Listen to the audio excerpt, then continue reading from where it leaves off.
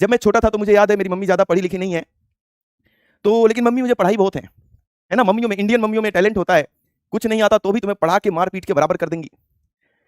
तो मम्मी, सुबह-सुबह का समय था 5 बजे का, मुझे याद है वो दिन, और मैं मैथ्स की किताब लेके मम्मी के सामने, गाँव में एक तख़्त होता है, आपको पता होगा, और उस टाइम ऐसे बाथरूम नहीं हुआ करते थे घरों में, आंगन हुआ करता था।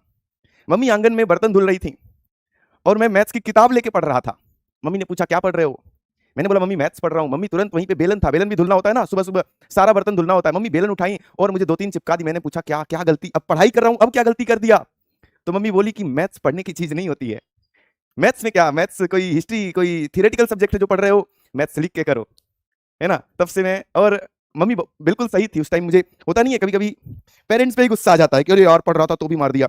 तो अब मुझे पता चलता है कि मैथ्स ही नहीं, मम्मी सही बोल रही थी, मैथ्स ही नहीं, आपको हर एक सब्जेक्ट लिख कर ज़रूर करना होता है। 2 चीज़ें हैं, याद भी होगा, फ़ोकस भी बना रहेगा। तो आइए बेहतरीन तरीके